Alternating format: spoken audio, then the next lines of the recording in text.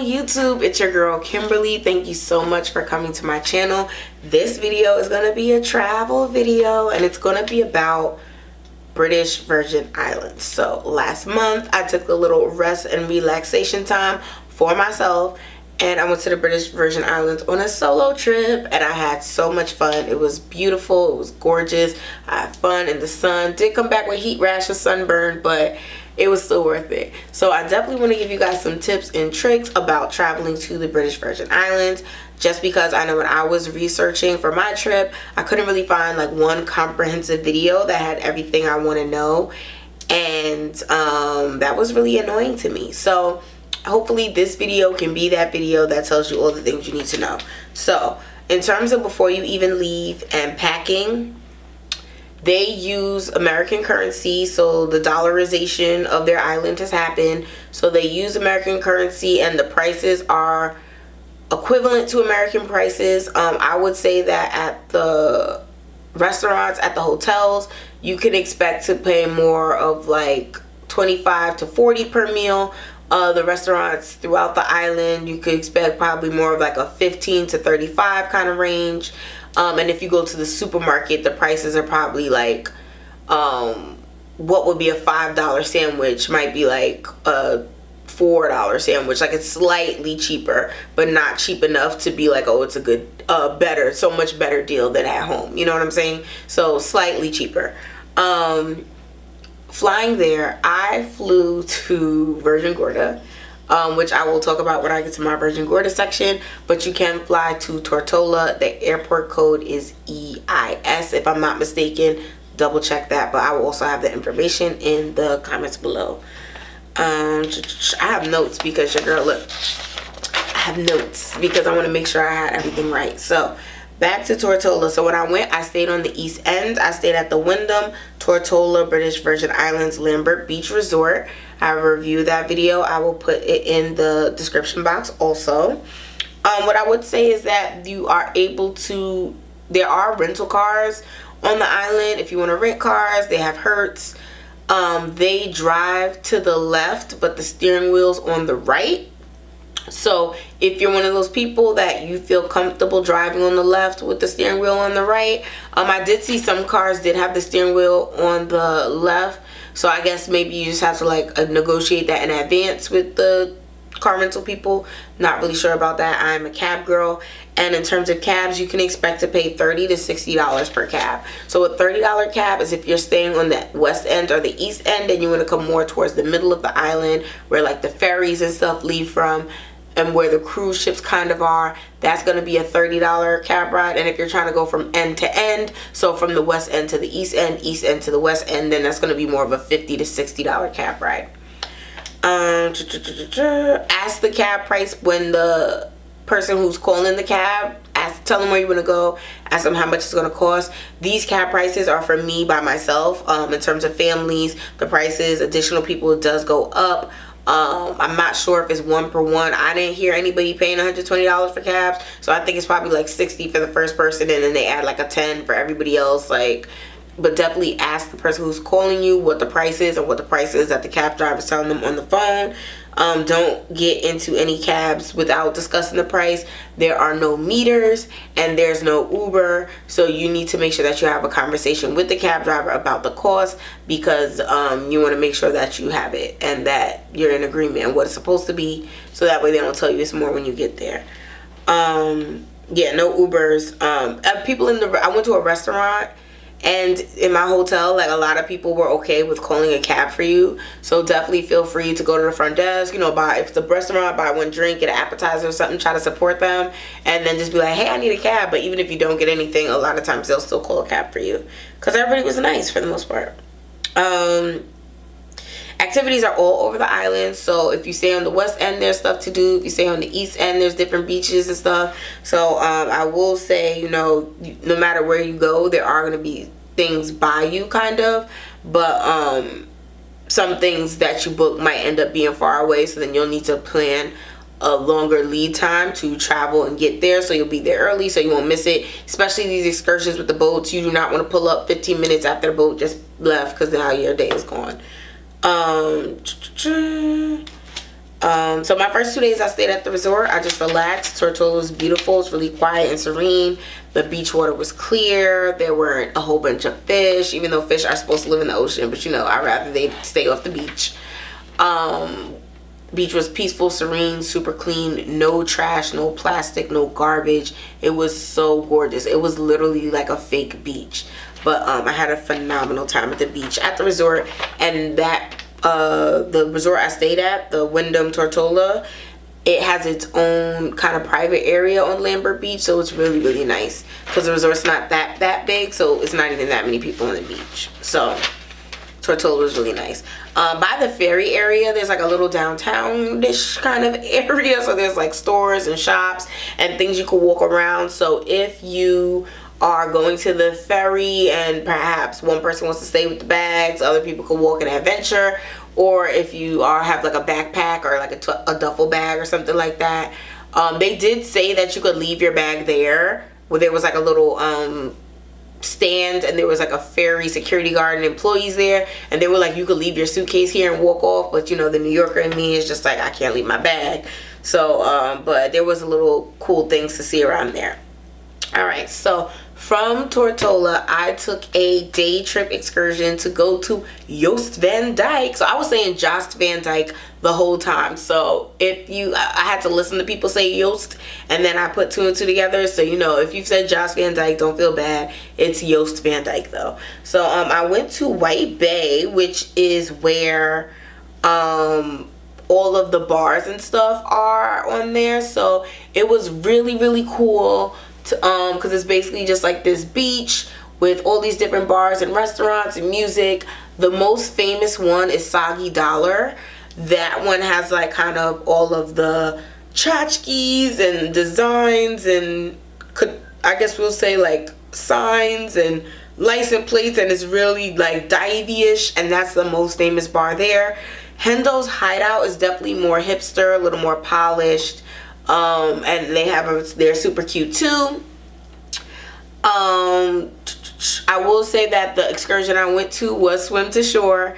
So, you know, when you're booking it, definitely contact them and find out, so that way if you have like a small child or you're in like you have an assisted device or something like that, and you don't want to do that, you need to make sure, because then you can't go at all for some of them. But some of them do have the little small boats where you get into the little baby boat and then they'll drive you to the shore, so you want to make sure you do that kind of tour. But White Bay was really, really cute. I went to the bubbly pool. The bubbly pool is not wheelchair or stroller accessible. You do have to do a small 15-minute hike, but it's up like the side of a rock formation / mini mountain. It's not a real mountain, but it's like a very steep hill, and you have to walk up rocks to get there. So unfortunately, like I said, not wheelchair accessible, not stroller accessible. But the bubbly pool was cool. It's not effervescent like seltzer bubbly. It's not like a jacuzzi. It's just that the water, because of the rock formations, the ocean pushes the water through really strong, so the water like suds up and turns white. But it's not like a natural hot spring. So I was confused, so that's why I was like, let me tell the people so they know. And then I went to Sandy Spit, which is basically like this circular little beach in the middle of the ocean nowhere. So it's super cool to look at. Apparently they film a lot of the Corona commercials there, but there's not really much to do except swim in the water, stand on the sand. That's it.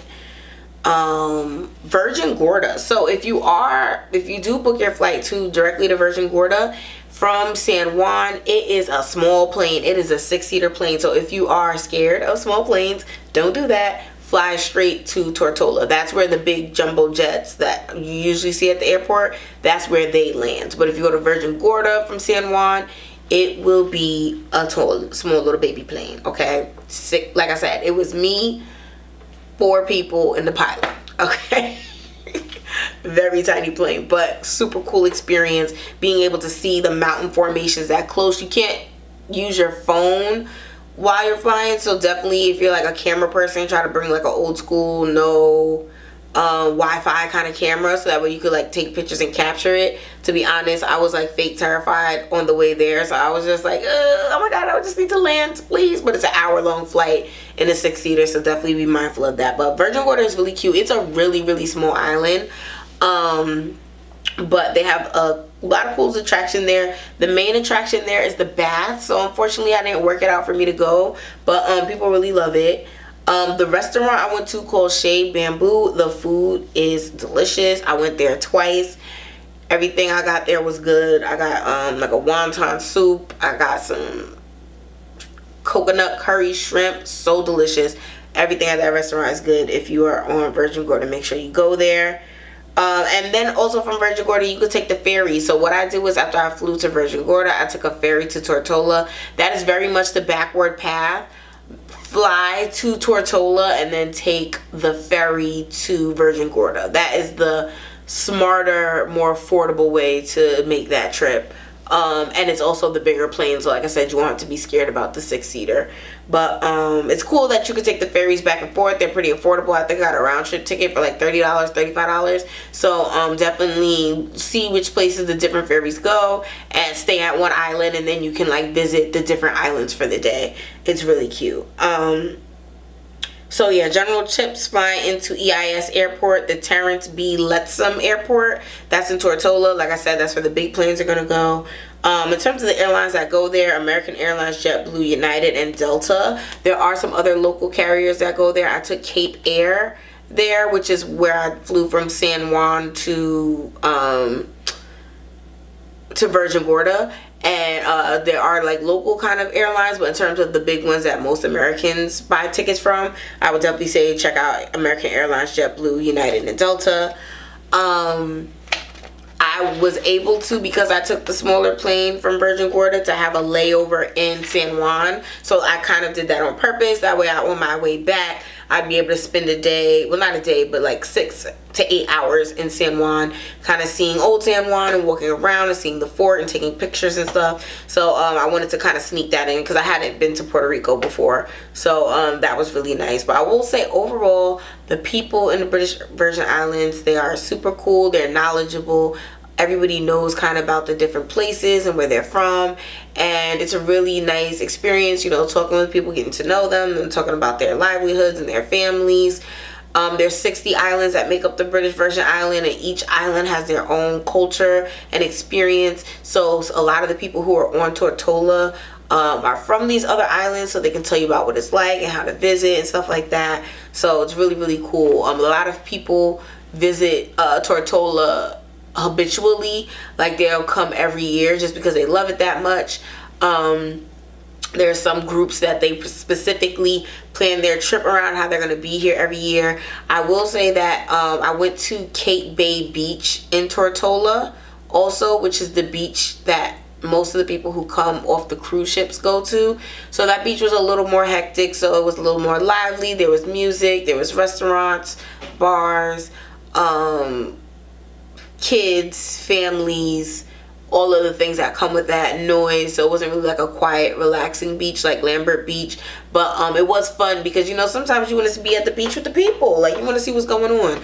So yeah, so I enjoyed the one day at that beach, but I was thankful that I was able to go to Lambert Beach every day, so that way I didn't have to deal with the crowds. Check out Viator. There's different trips and packages and stuff that you can get in order to go see the different beaches. So what I did was stay at the resort that had one beach, and then I got excursions to go to other beaches and an excursion to go to Jost Van Dyke for the day. Those were really fun. Definitely recommend that, but like I said, just make sure you read the descriptions to find out if it's swim to shore. There's also a ferry that goes from Tortola to Jost Van Dyke, so you can take the ferry, but the ferry is going to take you to one spot, and then you have to kind of get cabs to try to navigate on your own around the island. And there's not as many cabs on Jost Van Dyke as there's Tortola, so that can get a little tricky. So that's why a lot of people just take the boat excursion, because you just take the boat from Tortola to Jost Van Dyke around to the different points on the island, because Bubbly, what was the name of it? The Bubbly Pool, the Jost Van Dyke rainbow sign, and White Bay are all far from each other, so they're not walking distance, they're not on the same side of the island, so you either need a boat to get there or a cab. But it was beautiful, beautiful, beautiful. The beach in Jost Van Dyke was also similarly clean, no animals. Even with the boats coming up, it's funny, I went other places, and when the boats get that close to the beach, usually the water gets muddy and you can't see it, you can't see through it clearly, but the water was still so clear, even though boats were literally coming up to the shore. Like, it was crazy. It was super hot. Jost Van Dyke is when I got heat rash. I knew it. That's when I felt my skin crisping up. I was like, it's so hot that I can't sweat no more. And then I touched my face and I was like, oh, that's because it's sunburn and heat rash. I could feel it. And I was putting on sunscreen every 90 minutes. I was upset. But beautiful, beautiful, beautiful islands. Gorgeous. Very similar to the US Virgin Islands, except with better beaches.